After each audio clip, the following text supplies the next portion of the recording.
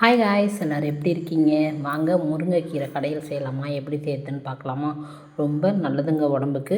முருங்கைக்கீரை கிடச்சா நீங்களும் இந்தமாரி செஞ்சு பாருங்கள், சூப்பராக இருக்கும். வாங்க செய்யலாம். பருப்பு ஒரு 10 நிமிஷம் ஊற வச்சுருக்கேன்.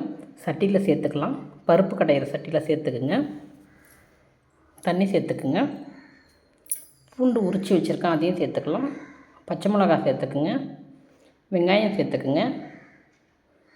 சின்ன வெங்காயம் சேர்த்துக்குங்க. என்கிட்ட சின்ன வெங்காயம் இல்லை, அதனால் நான் பெரிய வெங்காயம் சேர்த்துருக்கேன். தக்காளி சேர்த்துக்குங்க. மஞ்சள்தூள் சேர்த்துக்குங்க. உப்பு சேர்த்துக்குங்க. லைட்டாக சேர்த்துக்குங்க. அப்புறம் நம்ம கடையும் போது சேர்த்துக்கலாம். நல்லா கலந்துட்டு நல்லா கொதித்து வரட்டும், பருப்பு வேகட்டும், பொங்கி வரும். நல்லா கலந்து விடுங்க.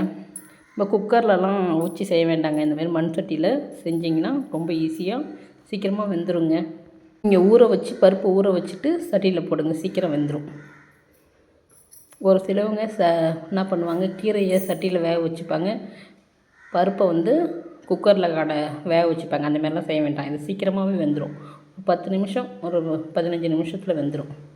கீரையை நல்லா அலசி வச்சாச்சு, அதையும் சேர்த்துக்குங்க. முருங்கைக்கீரையை நல்லா அலசிட்டு சேர்த்துக்குங்க.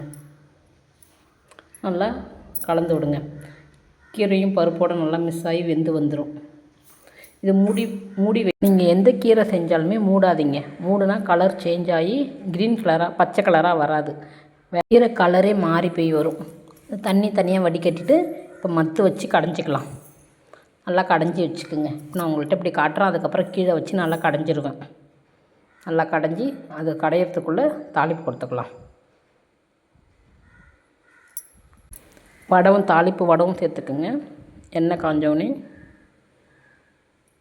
வடவும் தாளித்தோடனே பொரிஞ்சோடனே காஞ்ச மிளகாய் போட்டுக்குங்க.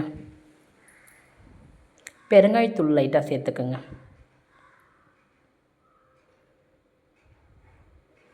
குக்கர்லலாம் வச்சு செய்யறதோட இந்த மாதிரி மண் சட்டியில் செஞ்சு கீரை சாப்பிடுங்களா, செம்ம டேஸ்ட்டாக இருக்கும். நல்லா ஹெல்த்தியானது. இந்த தண்ணி அதிலே சேர்த்துக்கலாம். இப்போ நல்லா கலந்து விட்டுக்குங்க. நல்லா கலந்துருங்க. தாளிப்பு அப்போ கொட்டிடலாம். தாளிப்பையும் கொட்டிட்டு லைட்டாக மத்தால் கடைஞ்சாலும் கரண்டியெல்லாம் கலந்து விட்டுக்குங்க.